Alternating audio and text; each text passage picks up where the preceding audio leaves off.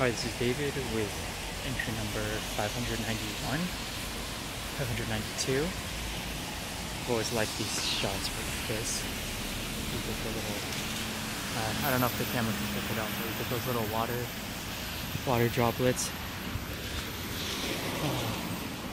It's currently raining pretty bad here.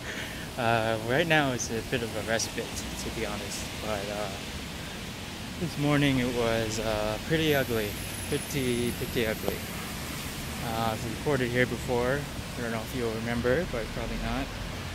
But this is kind of like this apartment place.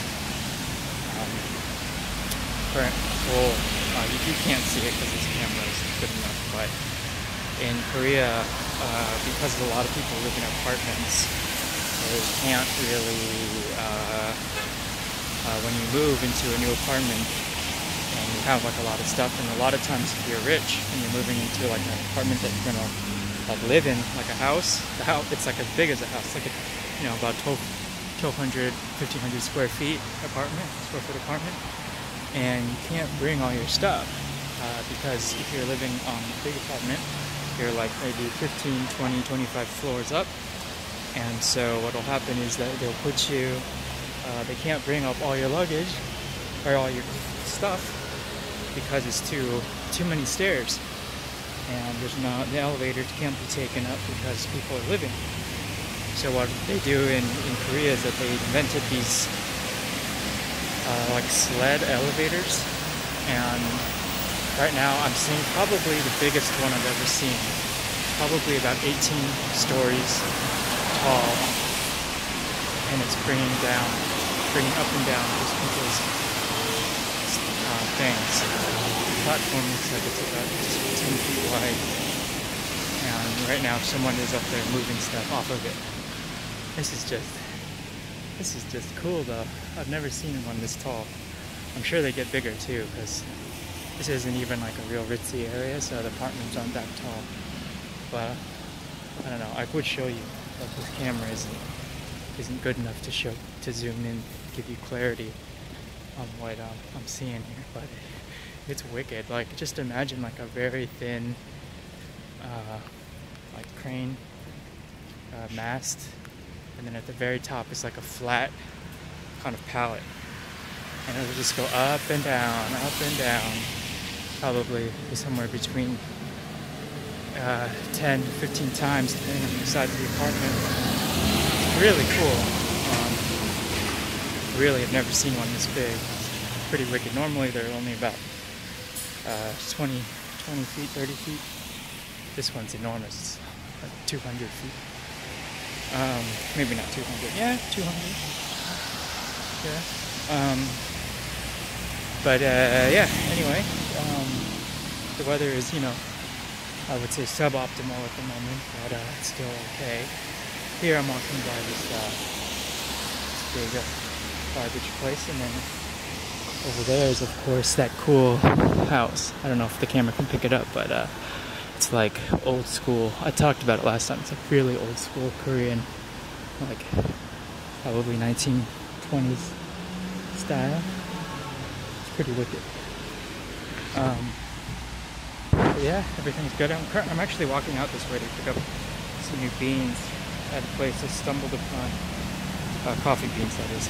Stumbled upon yesterday, called Coffee Bomb.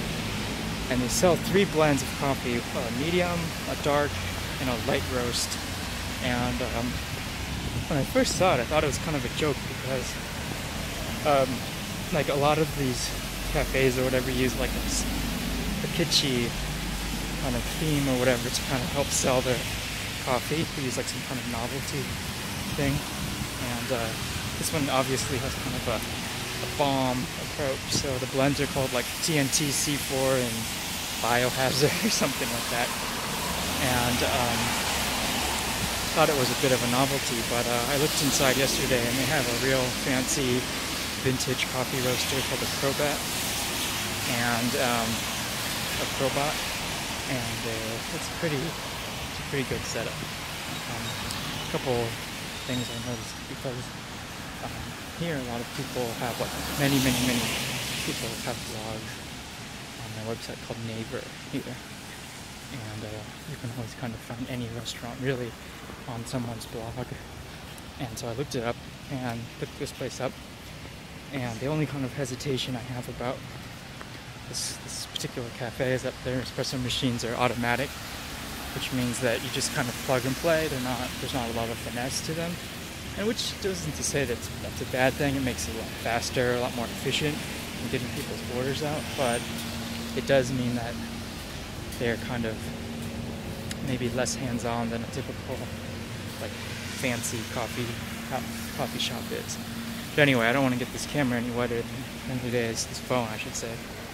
So I'm gonna wrap it up around here. I'm about 2 minutes out from being at the place.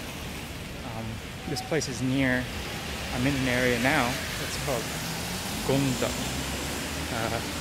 And it's like pretty business area, a lot of businesses. There are these two towers. I don't know if the camera can pick them up, but they're straight ahead. There's two tall gold ones, and that's called Lotte Castle. And Lotte is like a huge multinational conglomerate that's based in China, or based in Japan and Korea. The guy who started it was like a half Korean, half Japanese.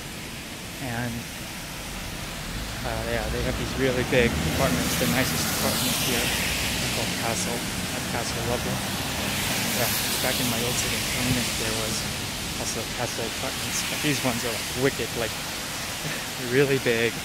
They're like gold colored, really ritzy. But this area is like very businessy, and it's right by the big famous bridge called Mapo Bridge.